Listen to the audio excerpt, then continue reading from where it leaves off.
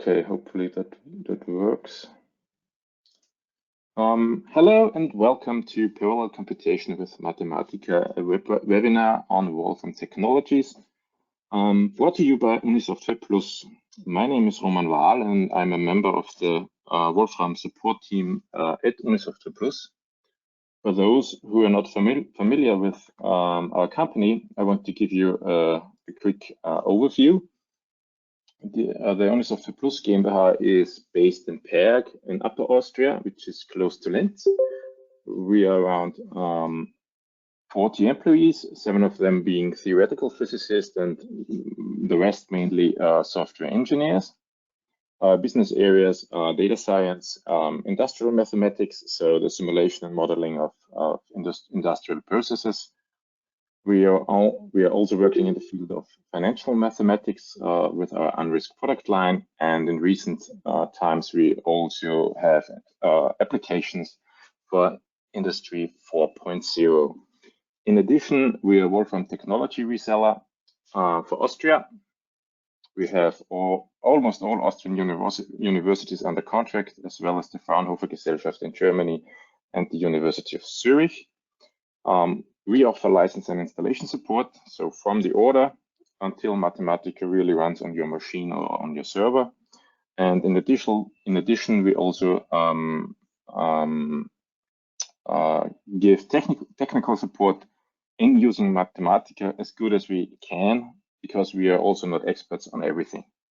In addition, we also do consulting and project partnerships and data science on Wolfram technologies. So if you're interested or have an idea on a project partnership, just contact us on office@unisoftwareplus.com. So let's start with parallel computation. So what's the motivation of parallel computation? Ultimately, it's Moore's law. Moore's law is an observation that the number of transistors in a dense integrated circuit or a CPU, more or less, doubles about every 2 years, and this since the 1970s, so the start of the more or less the computer age. Here is a picture of Wikipedia, where we can nicely see this increase of the number of transistors, and it still holds until 2022. So in the beginning, we had in 1970 the Intel 4004 processor with around 2,000 transistors, and in recent times, so in the year 2020, we are with the AMD EPYC Romeo, we are at around 50 billion transistors right now, and the Moore's law is it holds until now, with one important date, and that's the year 2005. So that's around here in the age of the Pentium D processor, here the first dual-core Itaniums, until 2004, 2005, processor makers deliver this increase with increasing clock rates. And so the software was pure sequential, and you had only one single thread on a CPU. After 2000, so in the years of 2005, the computer manufacturer, the CPU manufacturers, they got to the borders of the physical possible, and therefore they had to then favor multi-core chips and multi-core chips design. And that's why now every one of us, if you have a notebook or a computer, you usually have 2, 4, or even 8 CPU cores on your CPU. And for that, the software now, if you want to do it in a performant way, has to be parallel or multi-threaded, be able to run in parallel or in a multi-threaded way. So how is parallel computing with Mathematica? There are 2 different schemes of parallelism. That's the implicit and the explicit parallelism. So it's a little bit like OpenMP and OpenMPI, if you are familiar with these technology stacks. Implicit parallelism is like OpenMPI. This is a parallelism that is natively implemented in multi-threaded kernel functions from Wolfram in the Mathematica language. Or if Mathematica is calling functions from optimized libraries like the Intel MKL library, which is also able to run in parallel. if you compile your own functions and these functions are listable, then you have implicit parallelism as well. And it is important to note that implicit parallelism is always restricted to your local machine where you run Mathematica. So if you're a 4-core machine, you can only parallelize implicitly to 4 cores. Explicit parallelism, on the other hand, is like a little bit more like OpenMPI. It is applicable to the general purpose Wolfram language code, and you have to do the parallelization more or less. But you can use Wolfram engines on other machines as long as you have an available network connection to them. And for that, one uses the parallel computational toolkit, which we will see later on. So let's make some examples for implicit parallelism with the command system or function system options and the string parallel option. We can get the current settings, internal settings of Mathematica concerning implicit parallelism. And the two important points here are the MKL thread number, which obviously says how many cores the MKL should run. I have an 8-core machine, so 8 is the maximum number, and the parallel thread number, which is for the intrinsic, the Mathematica internal functions. So let's give it a try. Downsampling an image. So that's a parallel. That's a Mathematica function. So we have to. So the important option is parallel thread number. So let's download a quite huge image from the desert near Morocco, as a desert in Morocco. It's I think 10,000 by 4,000, roughly 10,000 by 4,000 pixels. So 42 megapixels in all, quite a huge picture. And we can use the Mathematica function image resize and we downsample it to width of 1,000 pixels using the Lanczos algorithm. And with absolute timing, we then get the time of which this command took on this computer. So it took around half a second on 8 CPU cores. We can now use set system options to set the option for parallel thread number now to 1, so that we get an insight how much longer it takes to do it on 1 core. And it's with 1.3 seconds, we are roughly 2 to 3 times slower than on 8 cores. The same we can do with the MKL thread number. So when Mathematica is calling the built-in Intel math kernel library. Again, currently this is set to 8 cores. Here we generate a linear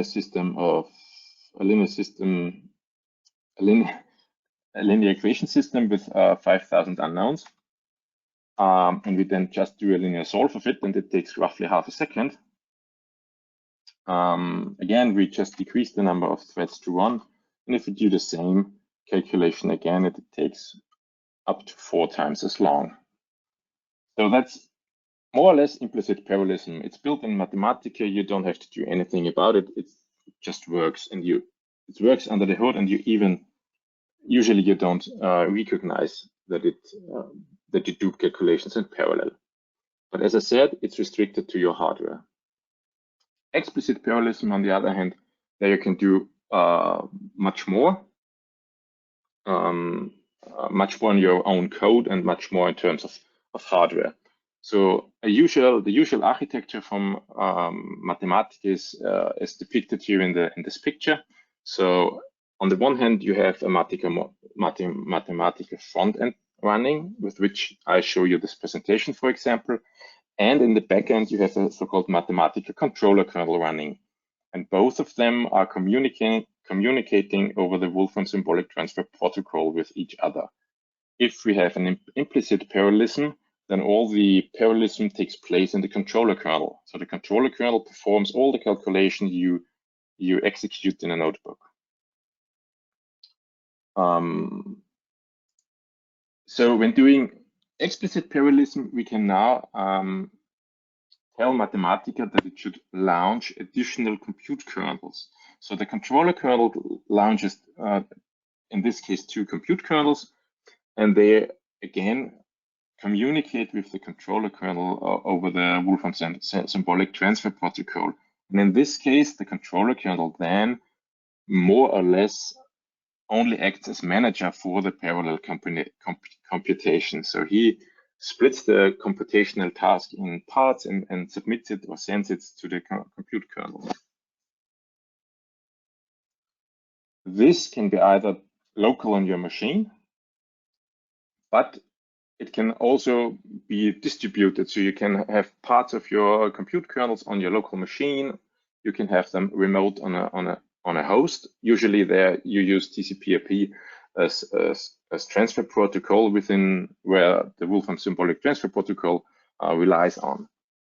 And even further, the remote compute kernels do not have to be on the same machine or use the same underlying communication protocol, which we will see later on. So which connection methods are available? First, local kernels on your machine. They use shared memory. Therefore, the data which is used for the calculation is not distributed to the parallel kernels because they share the same memory. And with the increasing number of cores and CPUs, it's the easiest way of parallelization. Usually, server CPUs you can get now with up to, I don't know, 20, 30 cores. So that's quite impressive in terms of parallel capabilities. A second connection method is an SSH connection. A newly introduced is the WSTP server. This application was introduced in Mathematica version 12.2. It's a little bit similar to Grid Mathematica, but has no administration interface. The difference to the Grid Mathematica and Lightweight Grid is that you can also connect to controller kernels and not only to parallel kernels. And it's already installed with Mathematica. So if you have installation of Mathematica, Lightweight Grid, or something else, the WSTP server is already on your machine. You only have to configure it and start it. The Lightweight Grid, on the other hand, is a mature piece of dedicated software where you can discover and connect to Wolfram engines installed on remote computers. Very heterogeneous systems are possible because it runs on Windows, Linux, Mac OS. It's very easy configurable because you can discover remote Wolfram engines over multicast DNS broadcast technologies. The Lightweight Grid can have its own license, or it can use a Mathematica single machine license you have. The installation is very similar, but without a front end, so you have to do it in a terminal. And it's a free benefit of the Premier service. So let's start first with local kernels. And in addition, I want to show you some recent changes, which I think are really important if you have an up-to-date Mathematica version. So the first thing which is important, there is a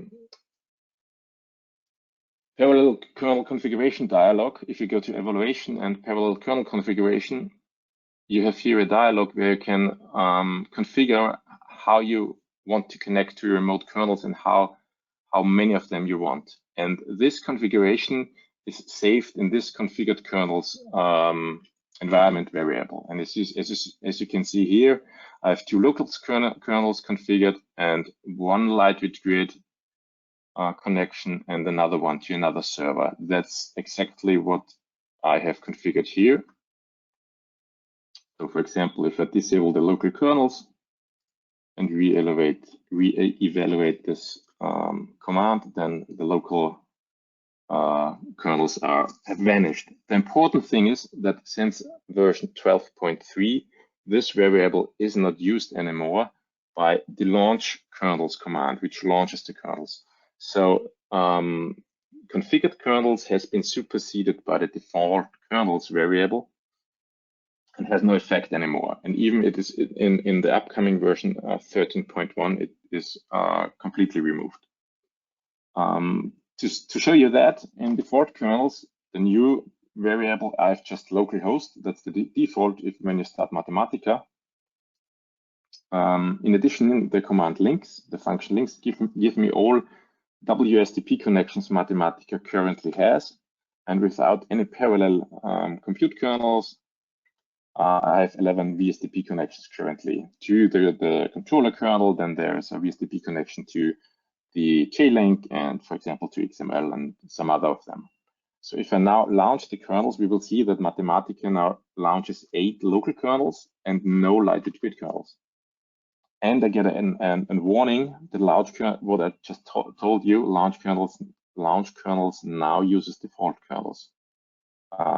So that's really important. So whatever you do in the UI in the parallel configuration dialog will have no effect on parallel kernel launching until version starting from version 12.3, 13.0, and in version 13.1, the upcoming one, there will be a new user interface configuration dialog for that.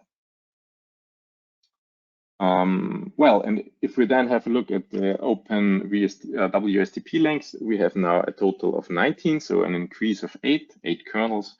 And we here, for example, we can here click at the plus sign and we get information on the connection. So here a local kernel was started, which was started with the argument subkernel. So it is a pure parallel compute kernel.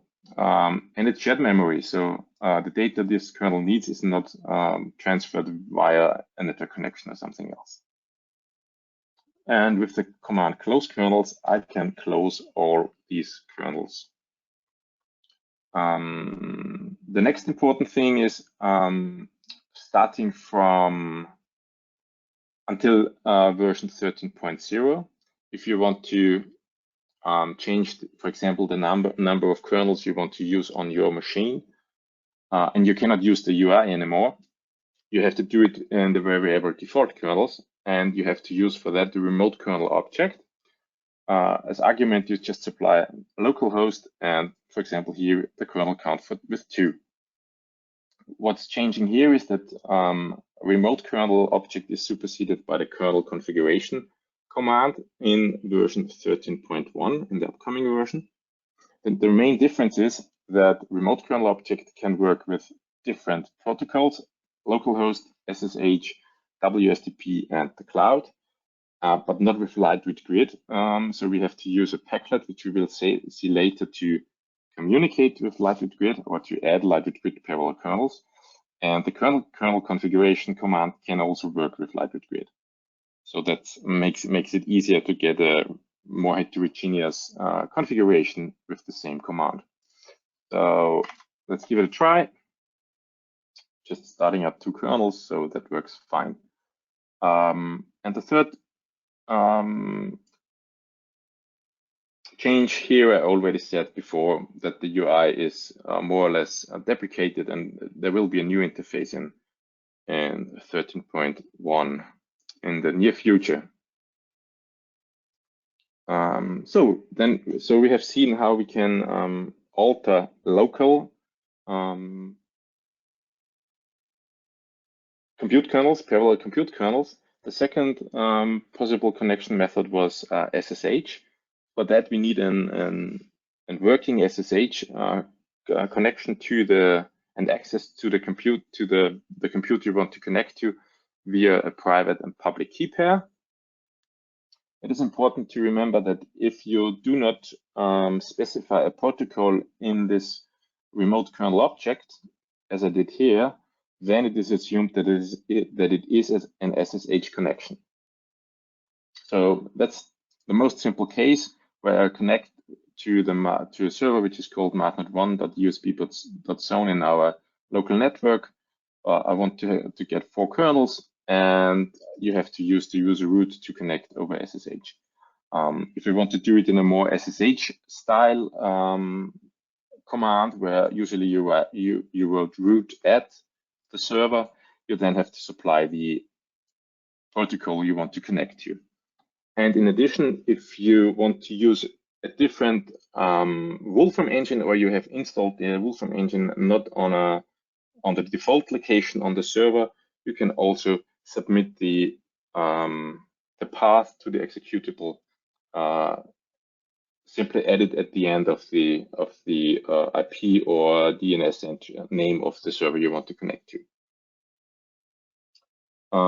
Again, until 13.0, you have to use remote kernel object, and in the upcoming release, it's all the options are all the same, but the command is just kernel configuration. So let's give it a try. So we're starting 4 kernels locally, and well, that's not working. Why not?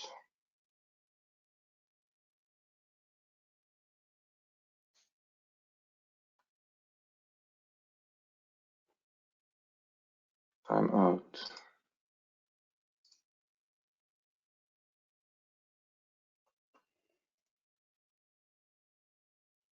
Sorry for that.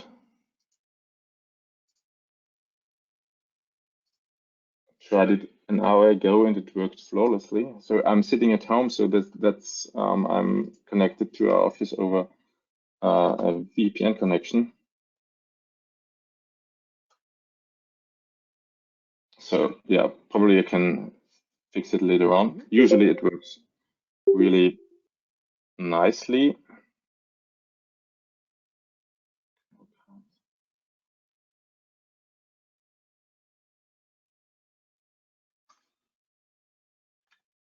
Okay, let's go on.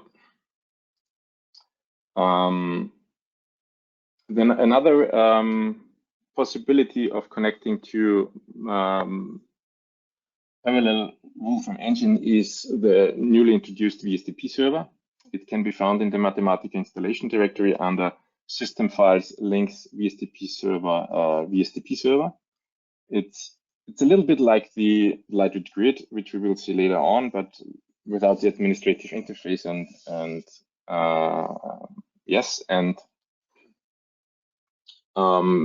but in addition, you can also connect to controller kernels and not only to parallel kernels as with the Lightweight Grid. The configuration is fairly easy. You just have to supply one configuration file, vstpserver.conf, or you can name it differently. And within it, you have to supply, you have to give certain kernel pools. In this case, I have, as example, we have 2 pools: a controller kernel pool, which is it's a controller kernel pool because parallel is set to false, and we have with a minimum kernel number of 2, and we have another pool with parallel kernels. So here parallel kernels is true, and the minimum kernel number is 4. And if we now start the WSTP server, it immediately kicks up 6 kernels, 2 controller kernels, and 4 parallel kernels, which are immediately available when you try to connect to it. To get a connection, or how do we configure it in Mathematica? We need to use the remote kernel object. So here we just have the list of our local kernels, so two local kernels, and then we add the remote kernel object with the protocol WSTP and the URL, or the domain name, the DNS entry, the domain name of our server. And hopefully this works now. Yes, and over WSTP we get 2 kernels from the math node 1 with all the information with it.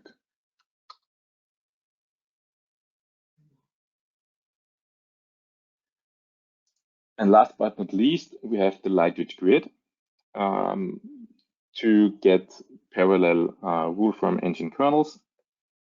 The Wolfram Lightweight Grid Manager makes it quite easy to discover and connect to them. It's a dedicated, as I already said, it's a dedicated piece of software and a benefit of premise service.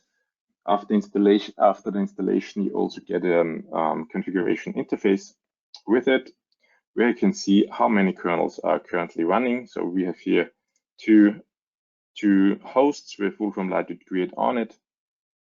We can have a look at the status, how many kernels are running. We get we can alter the kernel settings, we get mathd, we can give different licenses, we can have a look at the server settings, and we also can have a look at the logging.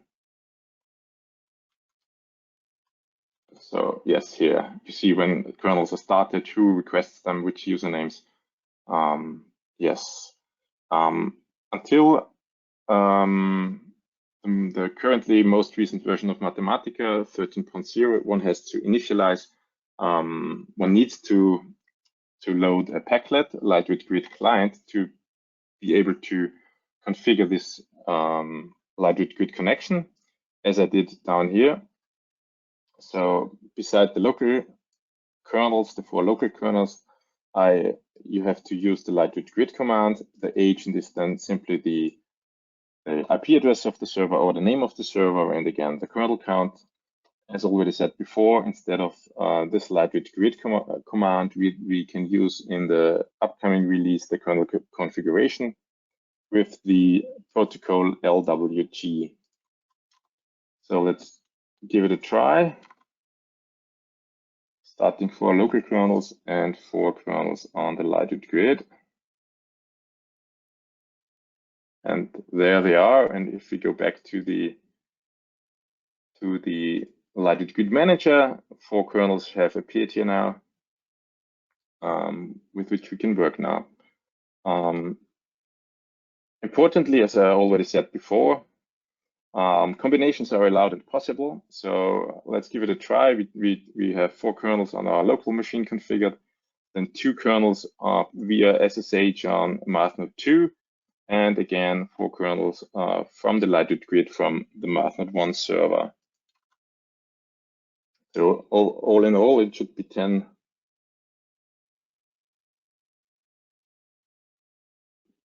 kernels, and we got 8. So something is really doesn't work with my. I know what's happening. I've restarted my computer before. Sorry for that. And my SSH connection is not up and running to the servers. So let's give it another try.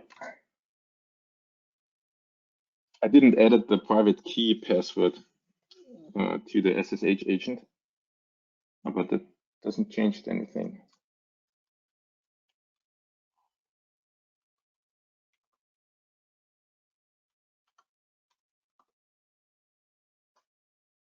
Strange.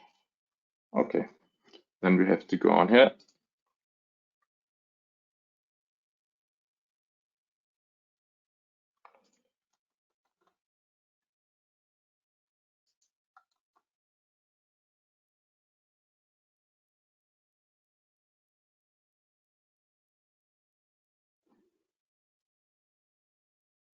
So now it worked. So now, yeah, that was really the problem with the restart of my machine. So now we have up here 10 kernels, 4 local kernels, 2 kernels from MathNode 2 via SSH, and 4 kernels from the Grid Mathematica on MathNode 1.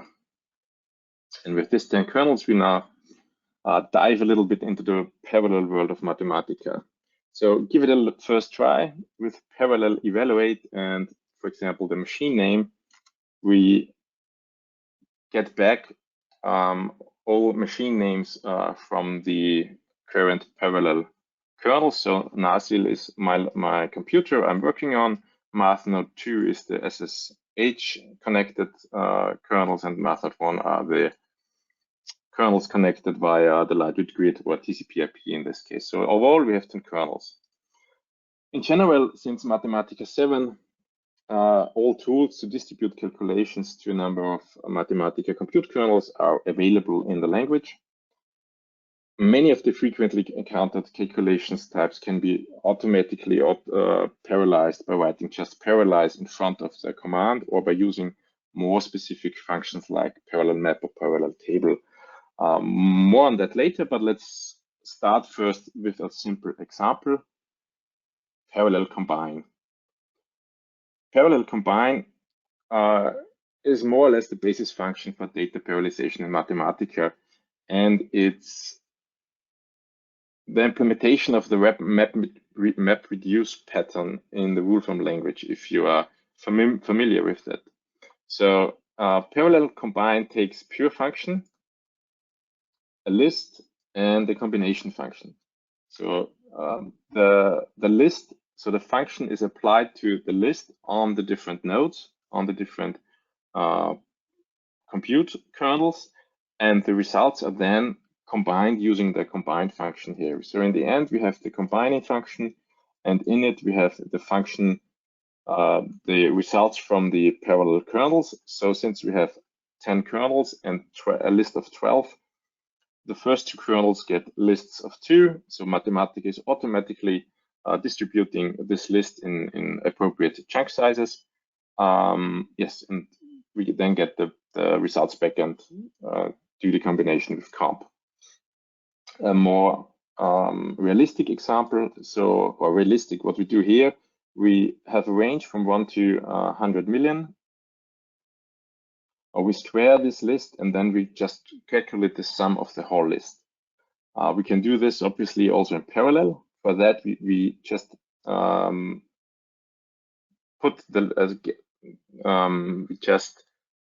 get the list out of the function. So we make out of this a pure function. So the pure function here, or the function, is total whatever goes here to the power of 2. Then we have the range, the list we want to work on, and the combining function in this is plus, because we will want to sum up everything. So the first command, it takes roughly, I think, 16 seconds on a single CPU core. So quite some time.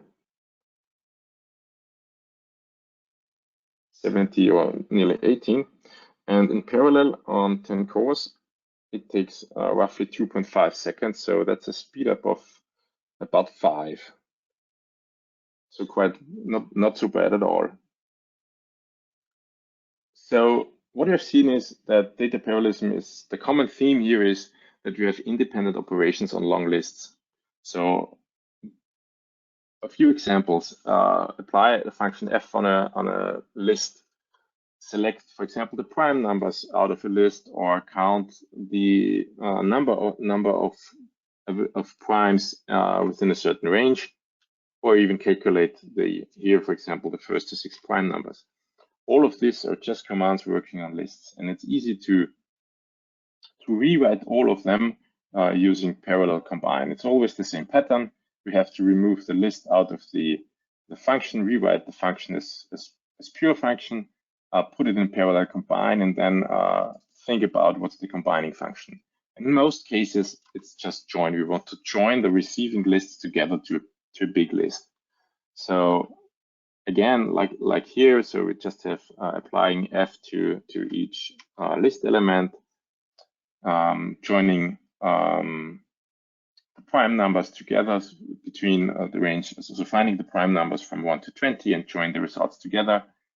If we omit join, as join is the default combining function, we get the same result.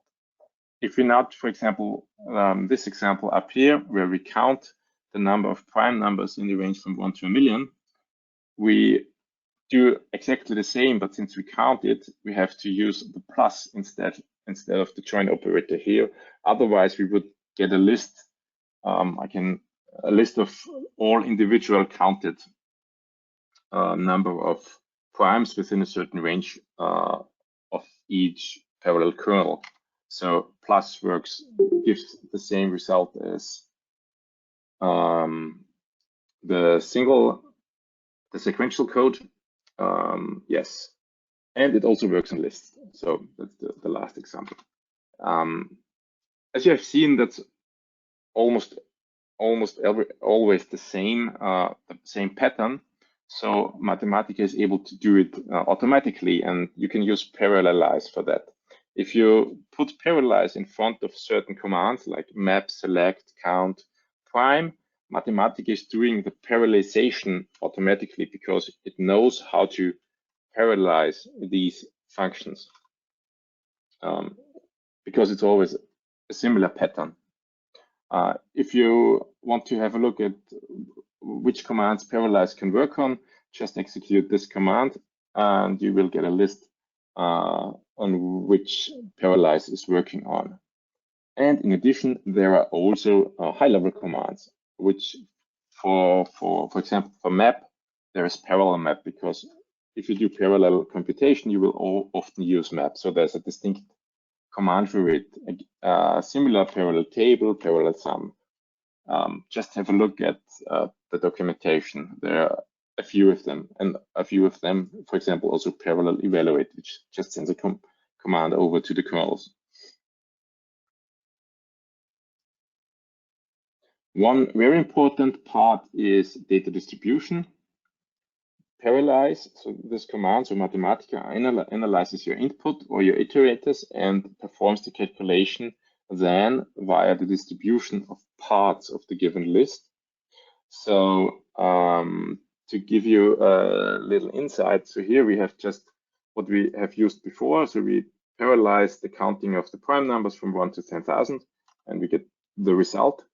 But what Mathematica internal is doing, I can show you with this command. So here we do parallel combine. Mathematica is parallelizing this table. So this table creates the list from 1 to 10,000. And we apply the function hold on it. So the compute kernel do not evaluate this table command, just give the command back to the controller kernel. And if we execute this, we see that each kernel just gets a slice of 100 list items to generate. So the first compute kernel gets this table to work on, the second gets this one, and the slicing is done is doing Mathematica automatically. But this slicing is very important for performance. So the load balancing, the slicing is one key to a good overall parallel speed up. Mathematica is doing a good job in its automatic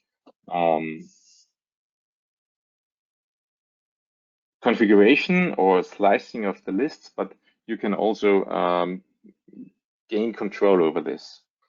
And I want to show you how you can do that. So we have 10 kernels. Here I just create some colorings so that it's easier for you and me to see what's happening. So the challenge is always to find the right spot, how many tasks and each subkernel gets for calculation. So actually there are two extremes. The first is the finest grain, which means that every compute kernel just gets one task of the whole list. And the other extreme is coarsest grain. This means that we just split the list up in as many parts as we have compute kernels, and every compute kernel gets this big chunk for calculation. And there are also two other available methods, like item pair evaluation, where you can say, well, each kernel should get 2 items per evaluation, and the other method, evaluations per kernel, where we can say, well, I want that the kernel gets 5 evaluations overall for this parallel calculation. So let's give it a try. The first example here is with method finest grain. What I do here, I just have a parallel map on a range of 100, and I just evaluate the kernel ID, then put a frame around it and give it a nice background color so that we see which kernels get which jobs. And with finest grain, we get quite is it called mosaic? So a lot of different colors, and we see a lot of red. So the red colors are my local kernels, the blue colors are the SSH kernels, and the green colors are the lightweight grid kernels.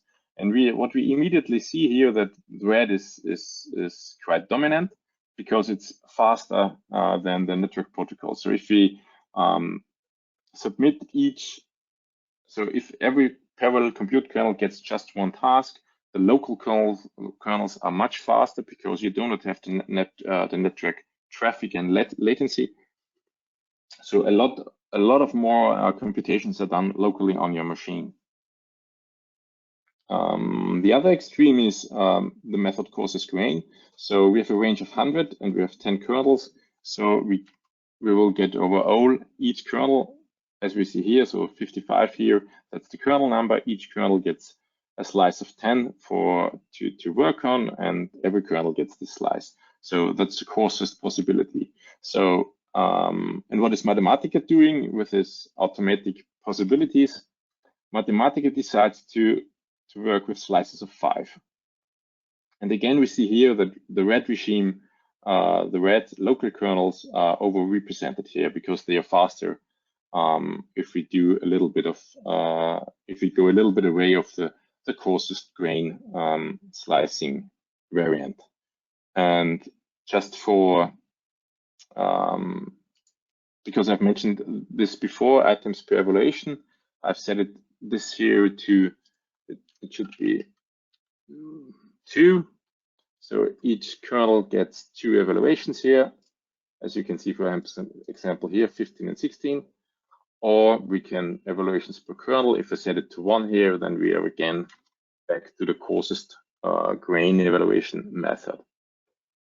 Keep in mind that finest grain can be quite not dangerous, but in this example, it's again a simple example. We calculate the sum of again, we already did this.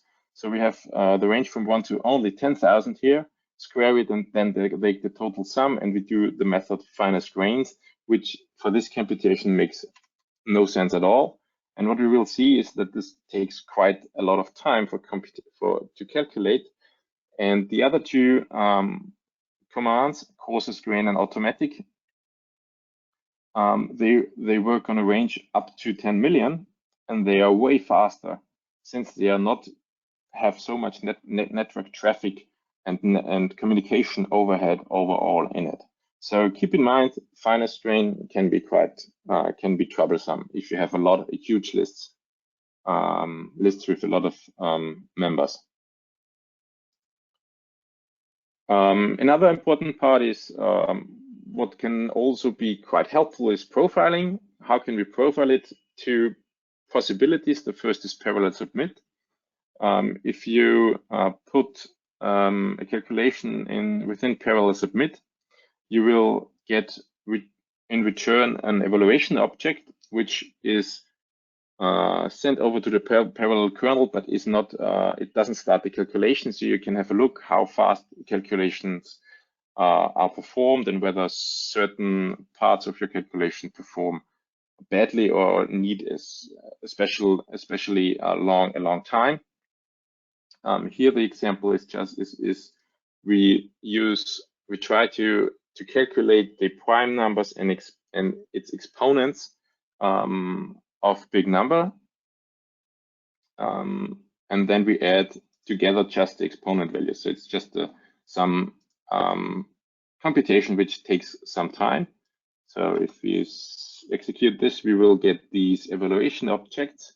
And if we then execute wait all with the variable factors where they are stored in, then we see, well, there's one specific factor integer which takes quite some time.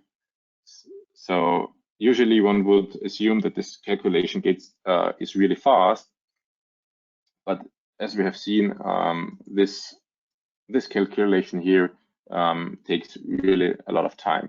To get a little bit more insight, one can also do, for example, timing statistics on your own. So that's quite, I think, neat example.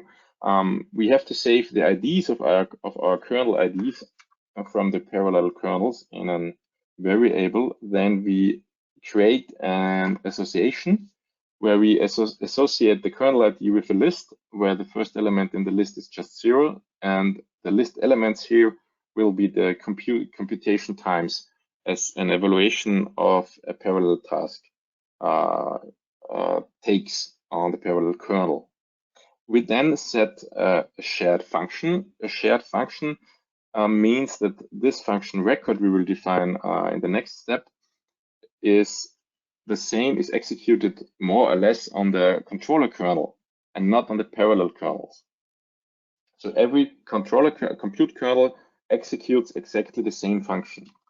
And what that means that here we have the shared function record. The arguments are the kernel ID and the time.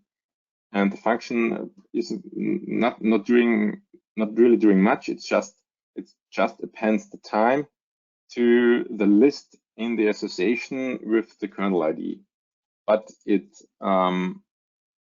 acts on the variable count, and since the record is a shared function, also counts is more or less shared between the parallel kernels, and everyone is writing in the same variable. We then can make a bar chart, a dynamic bar chart, which just shows us this counts in a stacked chart layout. And again, we do nothing more than this vector integer of huge numbers. And here we see the timings between the different cores. And we again see that there is one calculation which takes quite a lot of time.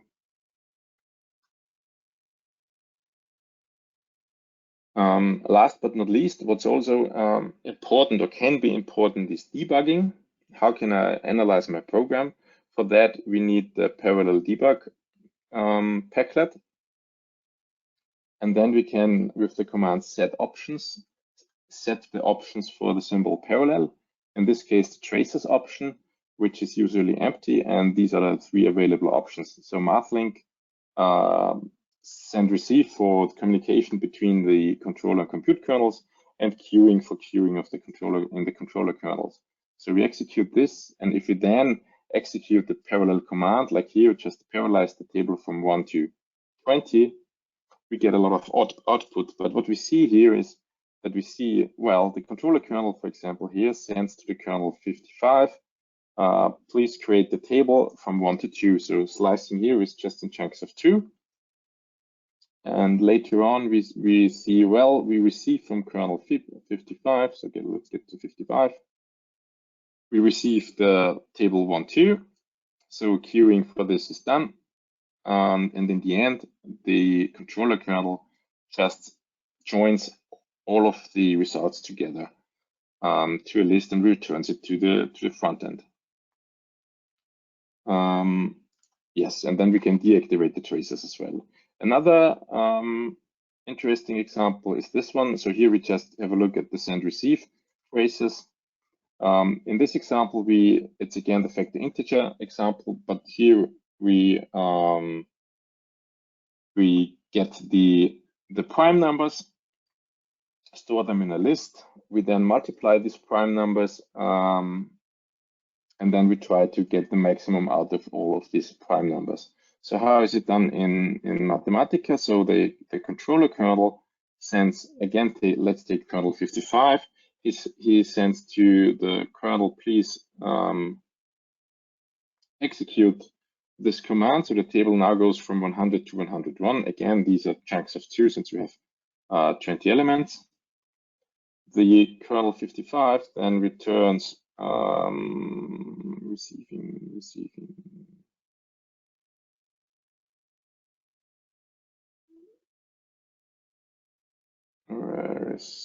receiving kernel 55. Here's 55.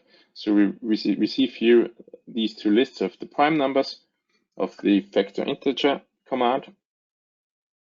Then the controller kernel again sends to the compute kernel that he should do evaluate the times command on these two lists, and the compute kernel then returns these two multiplied numbers within a list.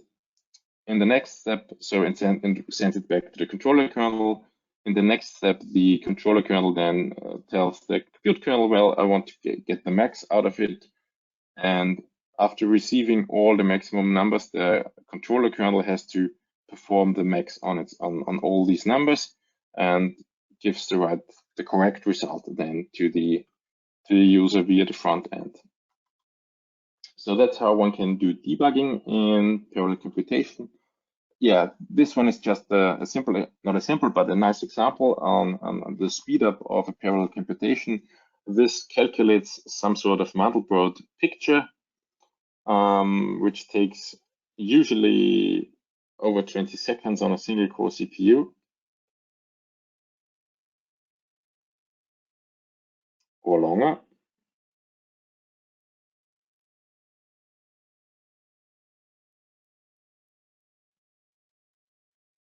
25 seconds, and we get this nice picture.